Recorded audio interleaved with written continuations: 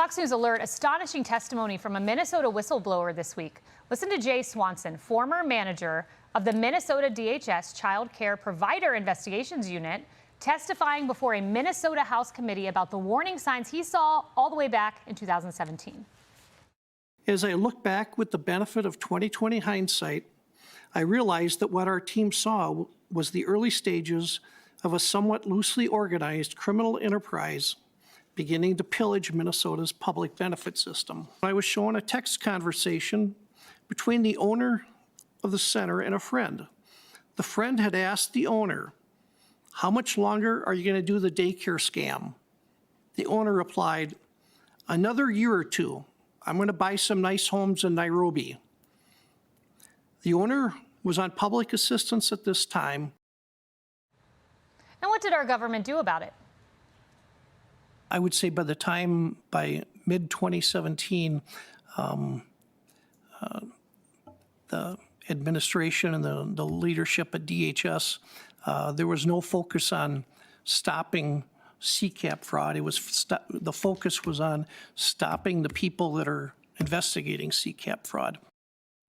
The investigators were the target, and then came Governor Tim Walz. He took office in January of 2019, and this week, amid the widespread fraud raids we told you about by Trump's FBI, he swore to us, if you commit fraud in Minnesota, you're going to get caught. And that's exactly what we saw today. We catch criminals when state and federal agencies share information, joint investigations work, and securing justice depends on it. Except we had the Attorney General just tell us that he's suing in court. He's not helping. He is suing the Trump administration in court.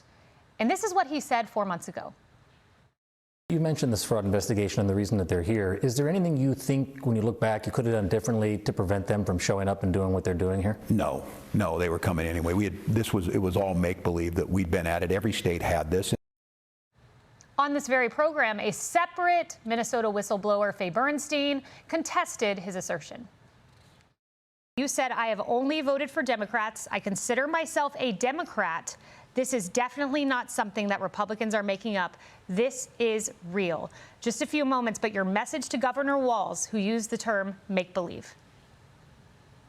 Oh, it's not make-believe. That's craziness. It's not make-believe. I see this every day. I still go to work every day, and I see this, and it is not make-believe. The lingering question is, why did Governor Tim Walz not take action? This August 24th, 2018 whistleblower report I'm holding, you can see it, is authored by Jim Swanson, who you just heard from. It's jam-packed with warnings about rampant fraud in the childcare industry. Swanson warned, quote, "Investigators believe that current internal controls and statutes are not stringent enough to make reasonable progress in reducing the level of fraud in this program." So what did Walz do? He waited for David Hoke and a 23-year-old journalist named Nick Shirley to expose the fraudulent system before finally proposing a 2026 legislative package. Woefully insufficient. Let's bring in Minnesota State Representative Kristin Robbins, who's been on it. She is chair of the state's Fraud Prevention Committee.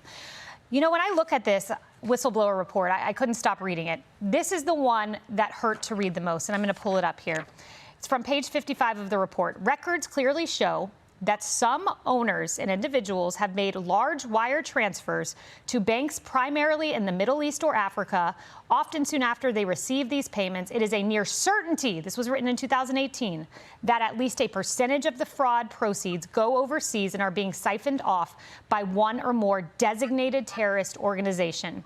So your Democratic governance knew in 2018 money was being sent to terrorists and they shut down this unit? Why? It is unconscionable. So that report came out in March or April of 2019, early in the Walz administration. He had just taken office. And instead of diving in and getting to the bottom of it, they closed down the investigative unit that Jay Swanson ran and barred our state criminal investigators from talking to their counterparts at the Bureau of Criminal Apprehension without supervisor approval. So they did not want any more criminal prosecutions of these fraudsters. And it all morphed into this bureaucratic overpayment examination. Nobody had a criminal deterrent anymore. They enabled this. They turned a blind eye. And actually, I think they enabled it. And it's unconscionable, and I'm so thankful for the whistleblowers like Faye and Jay who have stepped up to enlighten us on this. For sure, a lot of courage there. I pointed out last week, Governor Newsom was given a map several years ago of where these places existed, and there were hospice facilities and burrito stands in California. Here, in this case, I would argue that you also had Tim Walz given a map. Let's pull it up. 2015, 35 of 50 childcare facilities were flagged. 2016, 41 of 50. These are the highest paid facilities. 2017, 42 of the 50 flagged. So specific hospice facilities receiving more than $1 million each were flagged. He did not go there.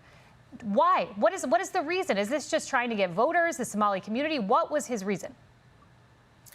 I really think it's protecting their base. I absolutely think they were afraid to stand up to the fraudsters in the Somali community who were committing this.